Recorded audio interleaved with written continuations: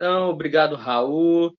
Prazer aí também de contar com a presença do Vicente, do Gilberto, né, companheiros aqui de programa, companheiros de várias jornadas, várias lutas. E também fico feliz aí com a participação da audiência, você que nos assiste, você que não vai nos assistir, né? Uma grande satisfação contribuir com o debate, hoje de uma forma um pouco diferente, né? Geralmente eu participo do programa de educação e hoje venho aqui falar enquanto dirigente municipal do Partido Socialismo e Liberdade, do PSOL. Então, o que, que o pessoal pensa, o que, que o pessoal tem como programa para Uberlândia? Obviamente, a gente não está com o programa para 24 finalizado, vamos dizer assim, mas a gente já tem um acúmulo de outras campanhas, né? Destacando aí vários pontos, várias demandas do município, e também a gente tem em consideração aí as resoluções do 8º Congresso do PSOL, que aconteceu esse ano e que já determinou algumas regras, alguns princípios, alguns objetivos centrais para a disputa de 2024. Nas últimas eleições, no caso das eleições gerais, né, o pessoal cresceu sobre vários aspectos, nós aumentamos a nossa bancada federal, aqui em Minas Gerais nós recuperamos 2 cadeiras, né, porque a gente teve a Áurea Carolina que não concorreu à reeleição e a André de Jesus mudou de partido. E ainda assim nós conseguimos eleger Célia Chacriabá e Bela Gonçalves, então recuperando aí as nossas cadeiras em Minas Gerais. Em Uberlândia, embora não tenhamos conseguido eleger candidaturas da região, mas as votações que aqui aconteceram, né, foram importantes para essas 2 eleições, seja da Célia, seja da Bela. Também aumentamos em filiados, cerca de 200 filiados a mais nesse período. Então, o partido tem um crescimento aí importante, certo? Mas ainda assim, né, o cenário mais geral ainda é muito preocupante. Então, um dos pontos já da resolução do PSOL, que já é nosso entendimento para 2024, é o combate ao bolsonarismo, combate ao fascismo. E aqui em Uberlândia isso é crucial, isso é estratégico, né? Vamos lembrar de que cidade nós estamos falando. Nós estamos falando de uma cidade que, no auge da pandemia, acumulou mortes, foram um dos piores índices de mortes por Covid a cada 100 mil habitantes, certo? Uma cidade que relaxava as regras de distanciamento, independente dos alertas dos cientistas, das autoridades sanitárias. Então, quer dizer, a gestão da pandemia aqui, ela não seguia princípios da ciência, até porque foi receitado o kit Covid, né, com cloroquina, azitromicina, em órgãos de saúde municipais. Tudo porque o prefeito Odelmo, do PP, buscava esse alinhamento com o Bolsonaro, com o bolsonarismo.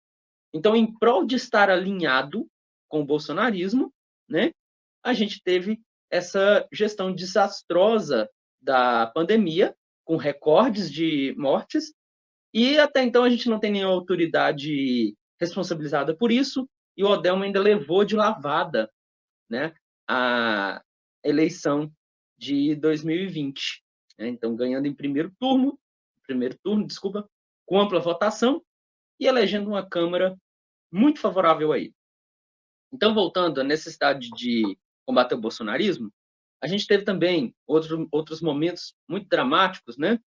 Já quando da campanha para 2022, vários de nós percebemos essa violência política ao fazer campanha, ao levar o nome do presidente Lula.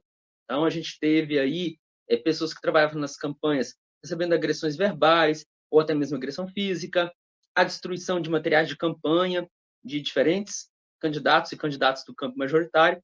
Foi em Uberlândia o drone de cocô, que, ao que se sabe depois, não era exatamente fezes, né? Eram produtos químicos que imitam o fedor das fezes, enfim, que é até pior, porque ali eram materiais potencialmente letais.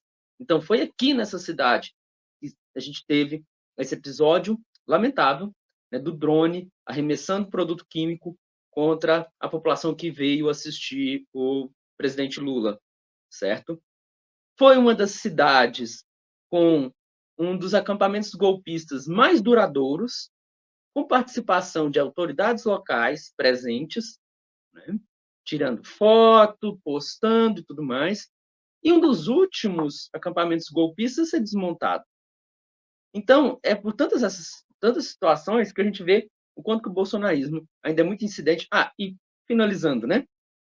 Esse detalhe do embate ao bolsonarismo, apesar de nossos esforços, apesar da atuação aqui de diferentes partidos, diferentes lideranças na campanha pelo Lula, né, que foi muito mais intensa no segundo turno, o Bolsonaro venceu em Uberlândia. E até na medida em que ele vence também na Câmara Municipal, você tem vários setores ali, né, vários mandatos que seguem a cartilha do bolsonarismo à risca. Então, esse combate ao bolsonarismo é primordial. E aí, para combater o bolsonarismo, a gente trabalha na perspectiva da unidade. A unidade no campo progressista, a unidade das esquerdas. Lógico que a unidade não é com todo mundo, tá? Então, já no nosso Congresso Nacional, ficou definido que nós não estão vetadas, né, coligações com bolsonaristas, com partidos da base bolsonarista, mas também partidos que sustentam o mandato, né, o comando da Câmara do Arthur Lira, partidos que sustentam essa base neoliberal, ultra-neoliberal. Que a gente já puxou para outro gancho, né? Combater o neoliberalismo. Então, nesse caso aí, é reverter, por exemplo, lutar para reverter, apesar da reforma da Previdência Municipal, que prejudicou o funcionalismo municipal, é combater medidas neoliberais no sentido de, por exemplo, entregar escolas que foram construídas pelo poder público para entes privados, para OCIPs, ONGs, enfim, certo? A questão climática, a questão ambiental, né? Essa é uma cidade que continua poluindo o rio Uberabinha, não protege devidamente as nascentes, e é uma das cidades aí que também está sofrendo as piores ondas de calor. Então, a questão climática, no nosso caso, é da perspectiva do ecossocialismo, certo? Mas a questão climática é fundamental.